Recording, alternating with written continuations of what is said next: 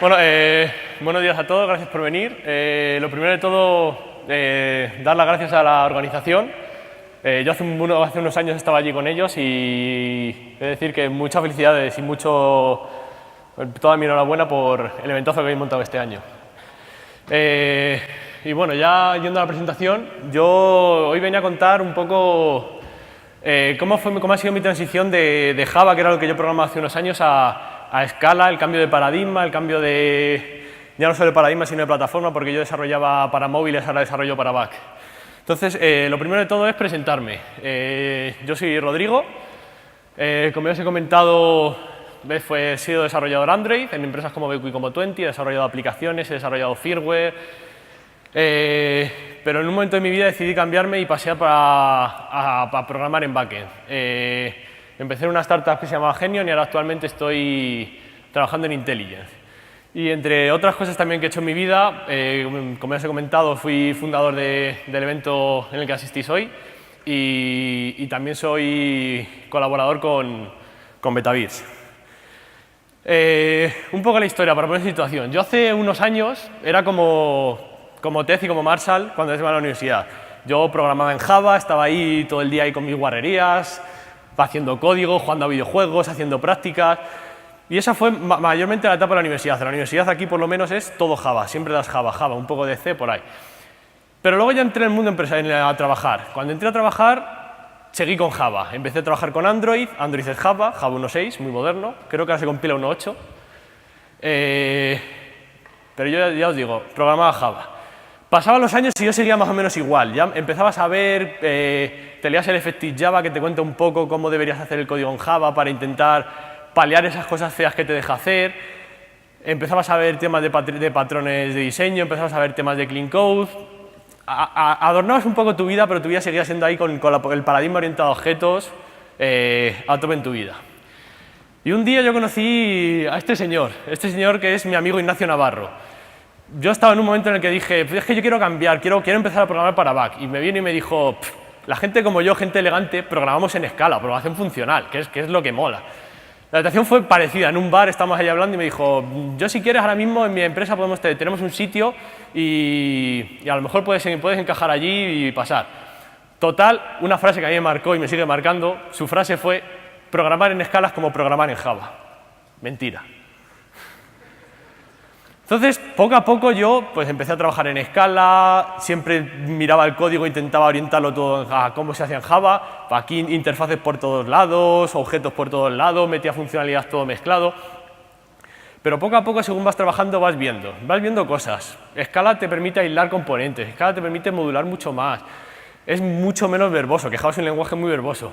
Y poco a poco ya te empiezas a vestir un poco más elegante, sigues con tu sudadera y tal, pero ya llevas una corbata, como que ya empezabas a ser un poco más funcional.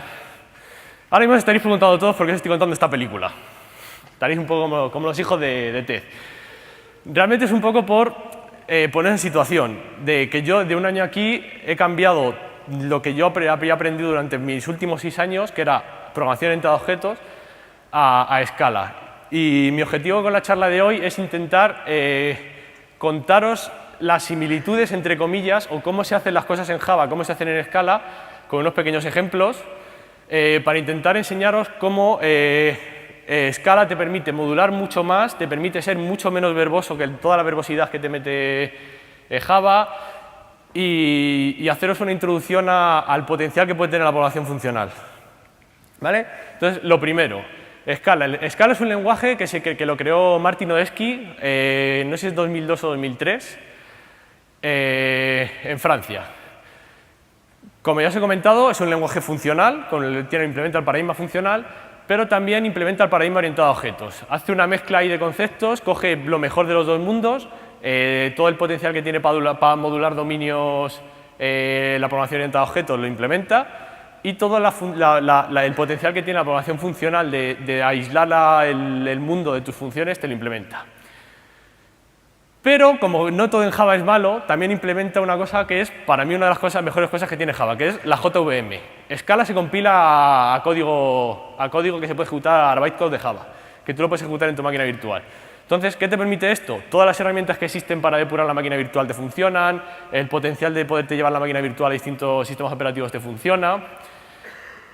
Y a mí esto me parece que es una cosa que mola mucho. De, oye, a lo mejor Java es un lenguaje feo, pero tiene sus cosas buenas.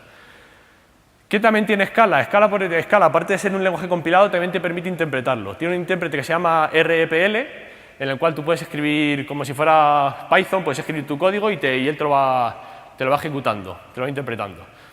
Pero aparte tiene una cosa muy graciosa, que a mí me gustó mucho, que tú también te puedes hacer ficheros ejecutables, binarios. Igual que te haces un binario con shell scripting, te pones en tu cabecera que ejecuta sobre Scala, te creas tu script y directamente lo puedes llamar como un binario más y te permite hacer cosas chiquitillas. Y un poco para que veáis cómo es un código en Scala, Scala es un poco esto es un típico Hello World. Al final tiene una sintaxis parecida a todos, o sea, no diferencia mucho el lenguaje. Tienes tu forma de declararte métodos, tus strings, tus variables. Y ahora ya, a lo largo de la charla, iremos profundizando un poco más en estas cosas. Pero antes de empezar, quiero hacer un disclaimer. No es una charla de programación funcional. No quiero explicaros mónadas, no quiero explicaros funtores, no quiero explicaros un montón de cosas, porque el primero que no sabe soy yo. Yo tengo un conocimiento muy aproximado de programación funcional. Hay una base teórica matemática que es brutal, que solo locos se pueden meter en ello. Pero tiene un potencial que al final es la forma, realmente es en donde ves que la informática se basa en las matemáticas, cuando te metes en este mundo. Porque al final todo son funciones, aplicar funciones para transformar dominios.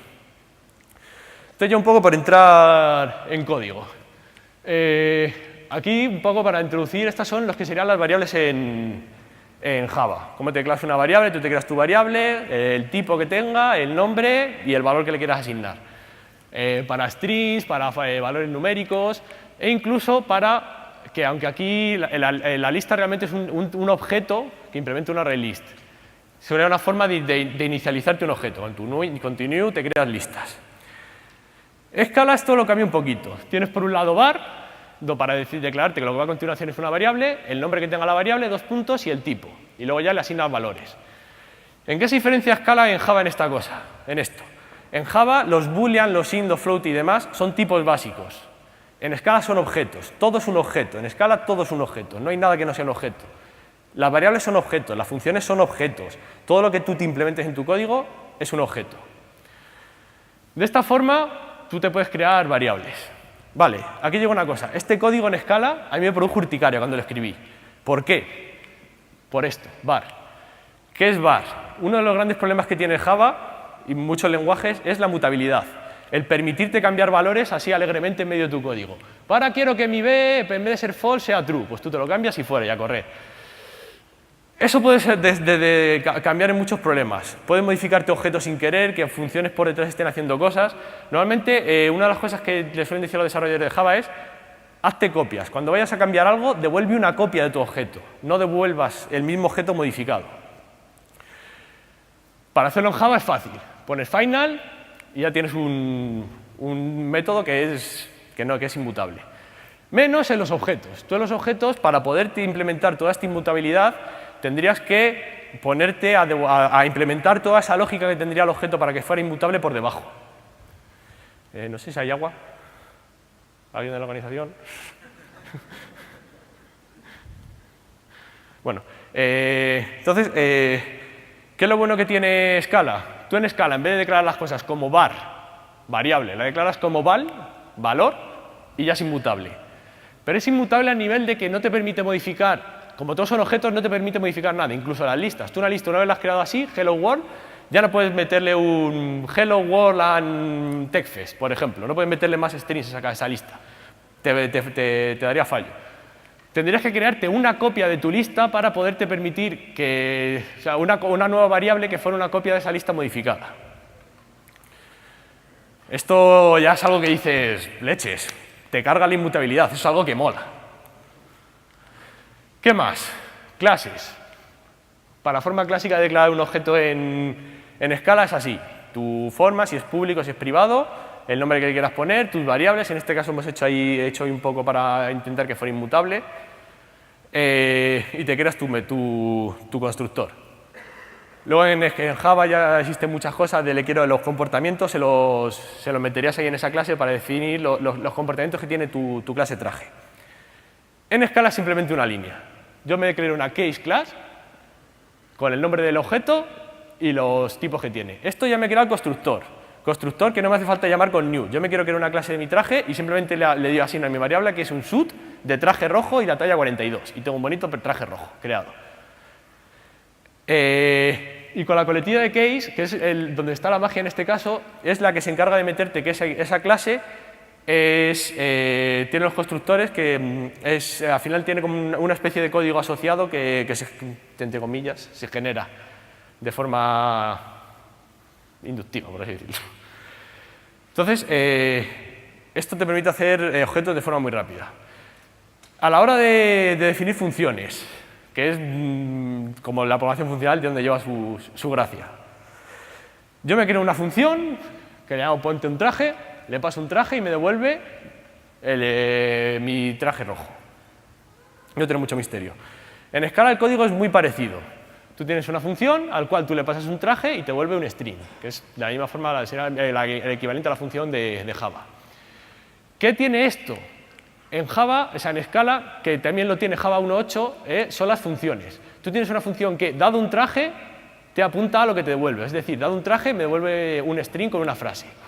Si yo me llamo a mi método sin pasarle parámetros, directamente este método me devuelve una función. Yo puedo llamar a la función f y pasarle los parámetros que quiera. Yo le puedo decir con f, paréntesis, traje rojo. Y ya me procesaría mi traje rojo.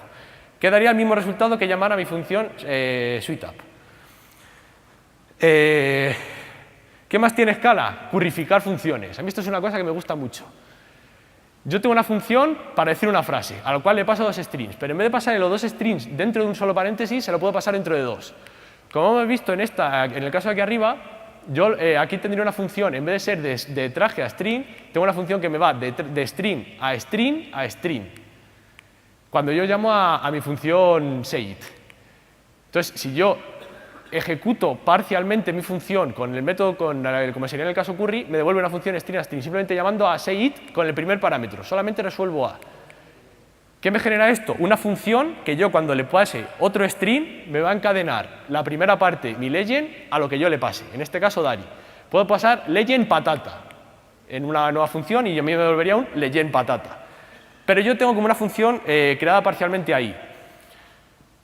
Esto tiene potencial, por ejemplo, tú tienes una función que te hace una potencia matemática y quieres hacerte una función que la potencia siempre sea el cubo. Pues tú te creas una función en la cual le pasas por un lado la potencia y por otro lado el número que quieres elevar, llamas a tu primer parámetro y ya tienes una función con el cubo y ya tendrías ahí una función que siempre que la ejecutes te va a elevar el número que tú le pases al cubo. Esto es lo que se llama currificar funciones, que es una de las cosas muy chulas que tienen los lenguajes funcionales. Luego, y un poco mezclando funciones con objetos y tal, tenemos una cosa que se llama pattern matching. Pattern matching lo que me permite es ser capaz de definirme mi dominio de una forma cerrada y poder ejecutar código en función de ese dominio. En este caso yo tengo creada una clase que me define tipos de ropa. Puedo tener un traje, un jersey y una camiseta, cada una con sus propiedades y tal. Todas extienden de clothes. Pero al marcar que mi clase de primera es un select trait, lo que hago es todas las clases que van a heredar de clothes van a estar en este mismo fichero. Y son todas las posibles instancias. Y entonces yo sé que si yo quiero llamar a todos los posibles tipos que va a tener la ropa, van a ser esos tres. Si quiero meter algún nuevo tipo de ropa, lo tendría que meter ahí. Esto me permite, como ya he dicho, tener cerrado mi modelo. Y al tener cerrado mi modelo puedo hacer esto de aquí abajo que es pattern matching. Es decir, evalúame todos los... Mira, me acabo de dar cuenta que tengo un tipo. Evalúame todos los posibles casos de ropa. Entonces yo, si le digo, ponte un traje y le paso la ropa, en el caso de ser un traje con un color, imprimo la frase del color. Aquí debería ser suéter, que me he confundido. Te imprimiría una frase de todos los parámetros que sean, que se lo ponga a tu abuela. Y luego ya dado el resto de casos, porque puede tener a lo mejor t-shirt, jeans, puede tener aquí un montón de casos, dado cualquiera, que es lo que me marca el guión bajo, es esta ropa apesta. El guión bajo es otra de las cosas que tiene Scala, que son las que se llaman wildcards, que es cuando yo tengo una función en la cual no quiero tener una variable o porque no me importa el resultado, porque no me importa el resultado o porque directamente es lo mismo lo que quiero devolver, para no andar creándote una variable y demás, te pones un guión bajo y el compilador lo interpreta o lo ignora o lo interpreta y lo devuelve directamente. Hay un mundo por ahí detrás. Al final lo que te hace es quitarte verbosidad también. Luego ya el mundo de las interfaces. Como ya os he comentado antes, cuando tú te metes a programar en Java y quieres definir comportamientos, te lo haces con interfaces. Te defines una interfaz que define el comportamiento que tiene que tener tu clase para poder ejecutarse. Tú simplemente te declaras tus métodos, te creas tu método y le dices, para que alguien sea awesome, tiene que ser capaz de chocar los 5, jugar al laser tag y ser capaz de ligar con chicas. Muy al rollo Barney Stinson. Entonces, si tú quieres tener algo parecido en Scala, tienes lo que se llaman los traits. Los traits te permiten definir funcionalidades de forma similar a lo que hacen en Scala, o sea, en Java. Al final, este es un equivalente a lo que sería la interfaz de Java. ¿Qué te permite además hacer con los traits? Tú los traits puedes implementar la funcionalidad. Imagínate que mi método high5 siempre va a imprimir lo mismo, quiero que imprima lo mismo, me da igual el caso en el que lo imprima. Pues yo directamente puedo coger aquí y puedo implementar mi método.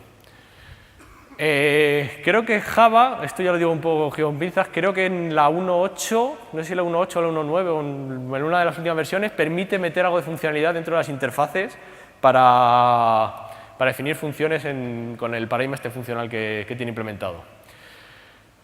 Entonces, ¿qué más permiten los traits? Con los traits puedo hacer algo parecido a la herencia múltiple de la que carece Java. Puedo hacer que herede varias funcionalidades a la vez, ya implementadas. Puedo componer traits. Puedo tener un trait que me defina cómo es una persona awesome y puedo tener un trait que me defina cómo es una persona elegante, que tenga la función de ponerte un traje, por ejemplo. Entonces yo puedo definirme otro traje que sea aún más asombroso, que se compone mi trait awesome y de mi trait ponte traje. Define a una persona, pues eso, que es elegante y es asombrosa. Combinando todos estos conceptos, que ya es aquí donde se empieza a ver el potencial de Scala, tenemos lo que se llaman type classes. ¿Vale? Type classes aquí ya es donde encontramos la primera cosa que rompe el código, o sea, el cómo harías código en Java, cómo lo haces en Scala. Tú en Java, si quieres implementarte una funcionalidad, quieres añadir funcionalidad a tu objeto, tú tienes tu funcionalidad traje y le dices que extiende de la interfaz lo que sea. Declaras ahí tu interfaz, declaras los métodos que tienen que implementar y en tu clase defines la funcionalidad. Scala te permite aislar lo que es tu modelo de tu funcionalidad. ¿Cómo? Usando esto, type classes. Tú simplemente le dices que quiere una clase que sea un brocode, le pasas que tiene que ser de tipo T, entonces tú le dices, si se pone traje me tiene que devolver el mismo tipo para el que yo le estoy definiendo esta funcionalidad. Si le digo que beba, tienes que pasarle la persona que va a beber y la bebida que va a beber. Y te va a devolver lo que hace con esa bebida. Y aceptar reto, va a recibir una T, o sea, mi tipo, y aparte va a recibir una función que es capaz de transformarme una T a otra T, la que sea. Y eso devuelve otra T. ¿Cómo serían implementaciones de esto? Pues yo, por ejemplo, tengo un test brocode, que es como implementaría el brocode test, que recibe... Es una extensión de brocode para mi tipo, que es donde yo tengo aquí T, puedo ser capaz de sustituir. Esto me permite generalizar mucho el código, pues yo simplemente me da igual quién sea. Yo quiero un T, ya te las apañas tú como persona que va a ser capaz de definir la funcionalidad de esa T, el que define esto. Y ya defino todas las funciones. Pues, por ejemplo, ponerte traje, modifica test y vuelve una instancia que también es de tipo test, que es un test elegante. Beber, pues le pasa la bebida y se la bebe. Y llamar a la función, lo único que hace es esta función, la ejecuta sobre mi test y me devuelve el resultado.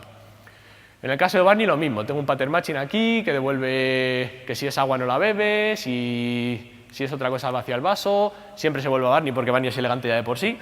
Entonces, como ya os he comentado, esto me permite definir la funcionalidad aparte. Si yo todo esto lo meto dentro de un fichero, en el cual yo tengo la definición de la funcionalidad y todas mis instancias de forma implícita, al definirlo de forma implícita puedo ser capaz de usar estas funciones con mis objetos test, con mi objeto Barney, con mi objeto lo que sea, sin tener que crearme una instancia porque es el que va a ejecutar el brocode, tengo ahí otra instancia, otro objeto que es el que dado un test es capaz de ejecutarlo. Lo hace todo de forma implícita, simplemente yo digo, como lo tengo y sé que necesito hacer una función que está contenida en brocode, suite app con test, y ya lo tengo implícito y ya lo puedo utilizar. No tengo que hacer nada más. Entonces, aquí, en esta primera diapositiva, se ha definido lo que sería cómo definir la funcionalidad y cómo instanciar la funcionalidad.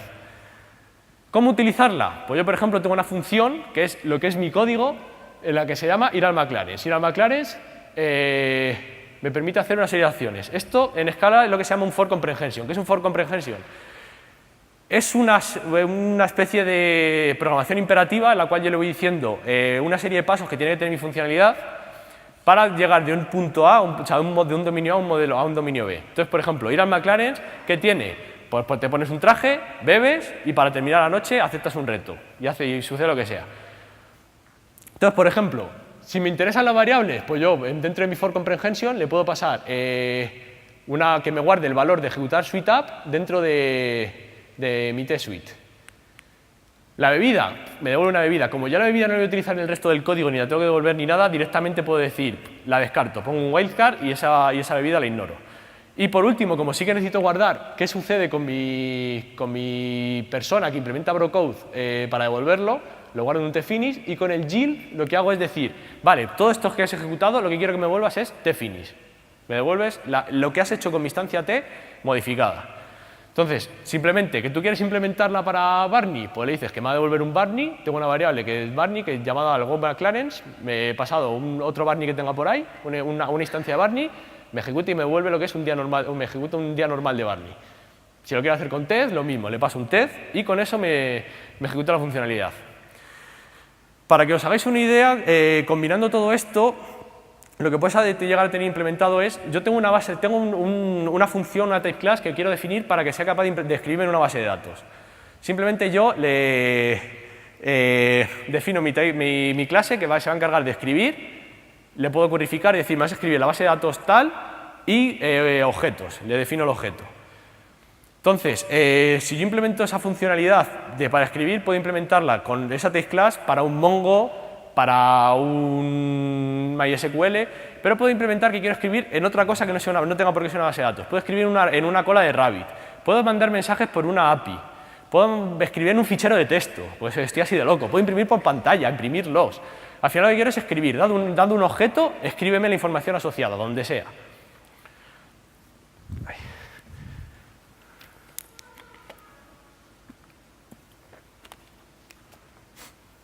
Entonces, yo una vez tengo instanciada esa funcionalidad, simplemente luego ya puedo llamarla en mi código, de forma similar a lo que he hecho aquí, diciéndole cómo quiero escribir. Porque aquí necesito escribir, por la instancia me la llamas, pum, me escribe. Como yo sé que mi base de datos va a escribir, o mi base de datos, lo que sea, va a escribir, pues yo simplemente ya, como sé que implementa esa type class, me olvido de tener que extender mi clase, métodos incompatibles, que eso al final ahí suele ser un infierno. Y luego yo llamaría a mis funciones con ese código. Y ahora para terminar un poco, yo os he contado así un poco muy por encima cosas que yo he visto a lo que a mí me gustó de Scala. Pero Scala también tiene muchas más cosas. Scala tiene AK, que es una librería que también está en Java, que te implementa lo que es el paradigma de actores, que es otro paradigma de programación más. A mí me gusta mucho para temas concurrentes, temas de concurrencia. Y también tiene una librería que ha absorbido que se llama Spray, que te permite implementar interfaces HTTP para hacer APIs y tal de forma muy sencilla. Tiene Play, que es un framework para hacer webs. Tiene Slick, que es una librería que te permite trabajar con bases de datos como si fuese una lista de objetos. Tú defines tu lista como si fuera una base de datos, con tu objeto de tipo el que tengas en la base de datos, y te permite filtrar, modificar, escribir, un montón de cosas. Y que es donde tiene potencial, te comprueba tipos, que eso cuando, no sé si habéis trabajado con bases de datos, suele ser un infierno. Si ya quieres meterte en programación funcional de verdad, con lo que os he comentado, mónadas, functores y estas cosas, existen estas dos librerías, que son Cats y ScalaZ. Eso ya es como el siguiente paso. Cuando ya sabes de Scala, te metes en esas librerías y ya te das cuenta que no sabes nada. ¿Qué más tiene? Spark. Spark es una librería que seguramente todos conoceréis, que es muy conocida para procesado de datos. Y, como ya os he comentado al principio de la presentación, Scala funciona sobre la JVM. Por lo tanto, todas las librerías, todas que estén en Java, yo las puedo ejecutar desde Scala. Me importo mi librería y la llamo como si fuese una librería de Java. Te mezclo un poco de sintaxis porque al final te mezclas sintaxis de Scala con sintaxis de Java, pero Esto, ya os digo, Java, una de las cosas también buenas que tiene es que tiene 1 millón de librerías. Entonces, todas las puedes utilizar con Java. Luego ya, un poco ya por agregar, si queréis poneros a mirar esto, puedes hacer código con IntelliJ, IntelliJ. Tienes un equivalente a lo que sería Gradle y Maven que se llama SBT, que te permite gestionar todas tus dependencias y la compilación y demás. O sea, tiene una comunidad muy buena por detrás.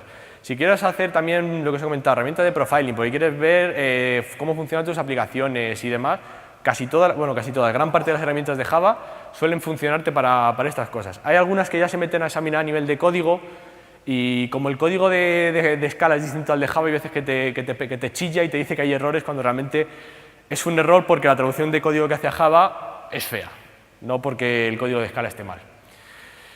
Y ya un poco, pues eso, yo en este año que llevo programando, al final yo empecé sin tener ni idea de lo que era la programación funcional. Poco a poco he ido mirando, o sea, al principio cuando yo trabajaba con Scala yo siempre lo llevaba a mi terreno, a programación orientada a objetos, pero poco a poco, según vas viendo lo que mola la programación funcional, ya vas poniéndote el traje diciendo, leches, es que te queda un código mucho más elegante, mucho más bonito, no tiene verbosidad, un montón de cosas estas que tiene Java que tú dices, ¿por qué me estás creando esto? Entonces, llega un punto de tu vida, cuando ya empecéis a meter en programación funcional, que acabáis como este señor. Que este señor es Landaman, es el padre, o sea, uno de los que fue capaz de trasladar todo el modelo matemático de la programación funcional al mundo de la informática, al lenguaje de programación, colaboró en crear Haskell, introdujo el concepto de módulo, un montón de cosas. Es un tío que tú le ves, vas a conferencias y con sus 60 y pico, 70 años, ves a un tío vestido así y hay que tener coraje y hay que ser un tío de decir soy grande para poder ser capaz de hacer eso. Así que, pues esto es todo. Si tenéis alguna pregunta, alguna duda.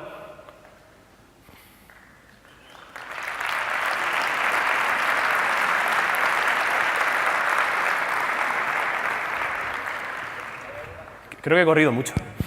¿Hay alguna pregunta?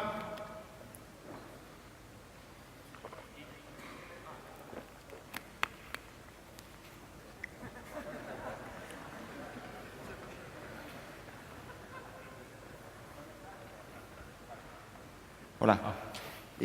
Nosotros estamos desarrollando con Java y con Maven, ¿no?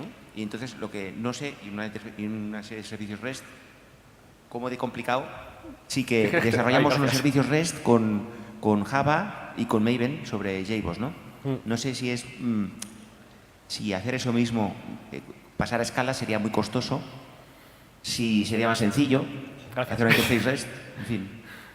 Una API REST. A ver, yo cuando empecé a trabajar con Scala, además entré haciendo API REST, lo que os he comentado con AK, AK te permite, no sé decirte, parecido a cómo lo hace Swagger, que tú te vas creando tu árbol y puedes ser capaz de definir toda tu arquitectura HTTP con las funciones a las que llamas. Si yo llamo a este método, recibo un parámetro tal y te crea la funcionalidad. Te permite generar además también, esto un poco como extra, toda la documentación de Swagger y tal, te la genera automáticamente.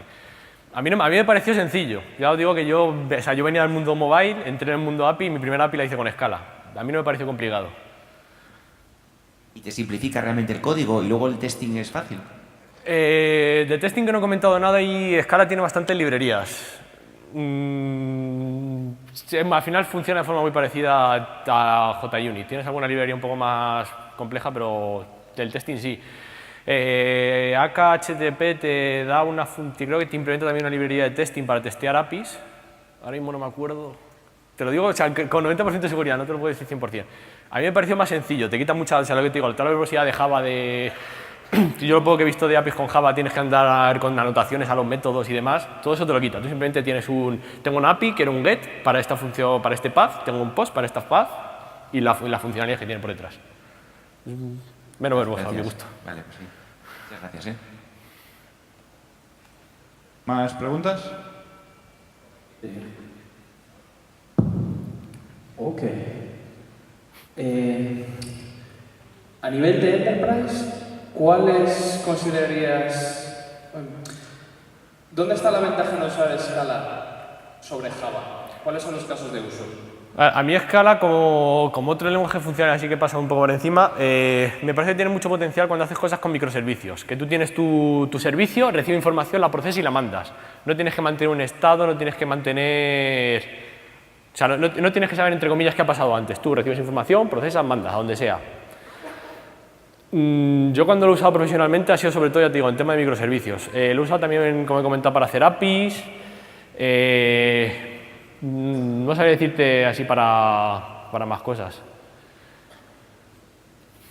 Al final, o sea, yo soy una persona que sí que te lo apoyo mucho, cada lenguaje suele tener su funcionalidad. Hay a lo mejor algunas cosas que me dices que la haga con Scala y te digo que no.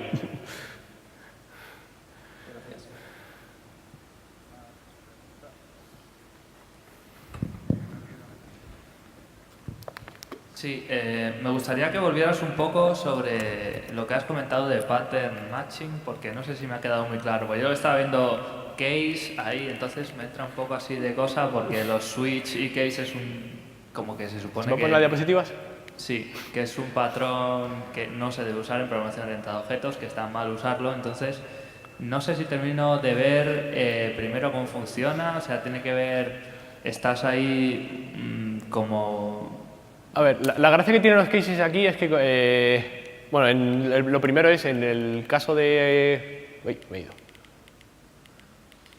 Cuando yo defino objetos, Cuando yo defino aquí en un objeto un case, lo que me hace es... no sé si habéis trabajado con Groovy que tiene una sintaxis similar. Cuando yo le digo que una clase es case class, me mete automáticamente, me lleva implícito que esa clase tiene un constructor con esos dos parámetros que yo le he pasado y me permite, bueno, eso.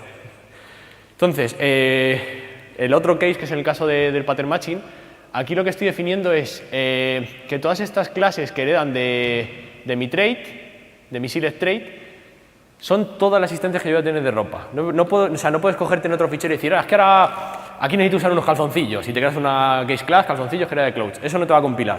Pues te va a decir, me has dicho que en este fichero están todas las ropas que tengo. Entonces, por así decirlo, es una forma en la que tú te estás cerrando tu dominio. Mi ropa es esta y punto. No puede llegar alguien y extendértela. Y con el suite lo que hago los cases es decir los posibles casos de implementación que tiene mi ropa. Aquí, por ejemplo, lo que te he dicho, tengo un caso para el traje, tendría un caso que era mi idea para el jersey y tengo un caso que para el resto. Yo podría seguir metiendo casos, puedo meter comprobación. Es decir, quiero un caso que sea para un traje con un color, y aquí puedo incluso meter la comprobación y decir, si el color es distinto de negro, porque solo quiero trajes negros, me imprime la frase. Luego tendría otro, para el resto de trajes puedo hacer esto. Entonces, el case realmente lo que hace es que para todos los casos de clothes voy definiendo las posibles instancias. La relación es muy parecida como son los switch Claro, pero eso es lo que te decía, que o sea, en programación orientada a objetos eso es algo que no se recomienda hacer. O sea, si tú tienes distintas subclases con funcionalidad diferenciada, tener un método que dice, ¿qué me viene? Hago una cosa u otra, no tiene sentido. Harías una clase distinta, una interfaz distinta que implementaría ese comportamiento. Por eso se dice que no es bueno usar switch. Vale, eso un poco a lo mejor me has explicado hasta aquí. Aquí, por ejemplo, yo sé que puedo tener todo, si tengo definido todo mi caso de bebida, yo sé que aquí voy a recibir una bebida y en vez de tener que implementarme una funcionalidad para bebida, como esta bebida la está procesando Barney, para procesar la bebida yo puedo hacerle el pattern matching para todas las instancias. De esta forma, si yo tengo definido como que mi clase bebida es un select trait, si no meto todos los posibles casos que tienen las bebidas dentro de ese pattern matching, te va a dar un warning. Y además es un warning de esos que deberías poner no amarillo, sino naranja tirando a rojo. Para decirte, oye, estás aquí evaluándome algo y puedes estar dejándote algo. Vale, entonces que ese es un cambio de paradigma bastante grande con respecto a la programación orientada a objetos. Sí, pues tú en objeto al final, es lo que yo intento, o sea, lo que yo he visto donde hay mucha diferencia en escala. Tú cuando tienes en Java, muchas veces tenemos objetos que definen objetos, lo que es entidad de lo que es mi modelo, con objetos que definen funcionalidad. Cuando yo defino un lector, cuando yo defino un login para mí no es un objeto, un login es una función que dado un usuario es capaz de loguearme, recordar contraseñas si te pones, y una serie de campos. Pero no es un objeto. En Java se utiliza como si fuera un objeto. No, hay una barrera ahí muy fina que no te permite diferenciar cuándo son objetos y cuándo son funciones. Scala eso sí que te lo marca muy bien, porque yo, por ejemplo, defino mi traje, defino mi bebida como objetos, pero mi funcionalidad las meto dentro de un objeto, está a lo mejor un poco feo el nombre, pero se mete dentro de otro elemento que es el que contiene toda la funcionalidad. Los objects, que no lo he comentado, es un poco, tiene una similitud no me sale ahora. Al patrón singleton de Java. Tengo un objeto que lo declaro y es fijo. Mi funcionalidad es simple. No tengo que crearme una instancia de mi login. En el caso de hacer un login, no tengo que crearme una instancia de un login para poder loguear usuarios. El login es mi función y no tiene instancia. Yo llamo, paso mis objetos y me devuelve el resultado. Ahora te digo, yo cuando empecé con esto me pasaba muchas veces lo mismo. Tiene la deformación profesional de tirar para Java y decir, leche, esto es hacer un objeto, la funcionalidad, un login es un objeto. Cuando ya empiezas a pegarte con ello, te das cuenta que hay cosas muy feas ahí hechas. ¿Preguntas?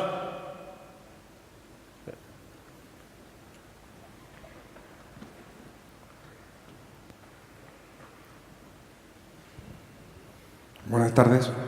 Buenas. Si tienes una aplicación desarrollada en Java ya terminada y parte de la aplicación pues es un proceso batch bastante costoso, ¿puede merecer la pena meter en esa parte y es sencillo meter la escala? ¿O no merece la pena? Si tu aplicación, como les he comentado, si tienes tu libre, bueno, no sé si dentro de código, si compilar código mezclado, no sé si se puede, pero si no, si tú tienes tu código como librería y tal, simplemente tendría que ver cómo sería el código batch, pero al final lo que es la sintaxis básica de un código batch, de bucles, estructura de control y tal, te lo podrías llevar a escala llamando a tu librería con tus dependencias. Si cuando tengas que hacer tal, me llamas esta función, te mapeas, por así decirlo, las funciones y no creo que sea complicado. ¿Y en cuestión de rendimiento puede mejorar? Rendimiento es muy parecido al de Java. Al final es lo que genera por detrás es código Java. Al final depende mucho de para qué lo uses. Me has dicho, Scala es muy orientado a eso, a intentar ejecutarte código sin estado y sin demás, sin tal. Iba a decir algo y se me ha olvidado. Gracias.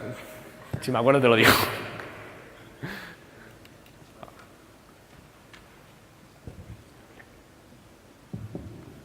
Yo quería preguntarte No sé quién me habla. si existe, pero en Scala te permite la sobrecarga de constructores, porque has hecho declaraciones de constructores efectivamente muy simples, pero hay un constructor de tipo vacío solo con... No te lo puedo decir así, ahora mismo no me acuerdo. Puedes crearte clases que hereden de otras y le puedes pasar objetos. O sea, le puedes pasar parámetros de la clase hija a la clase padre extendiendo la funcionalidad. Ahora mismo así de memoria no te sé decir el código. Yo sé que lo he hecho, pero no me acuerdo muy bien el código. Sé que tiene algo de... Igual que tienes en objetos jerarquías jerárquicas que... Valga la redundancia. Tu padre tiene unos elementos que quieren que todos tus hijos tengan. Se puede, pero no te sé decir cómo. Ahora mismo así de cabeza. Vale, entonces desaparece lo del tema de sobrecarga. ¿Y no hay un método que te puedas indicar diferentes valores, un solo o dos, y que lo proceses? Las condiciones, por ejemplo. No te sé responder ahí. Vale, muchísimas gracias. ¿Más preguntas?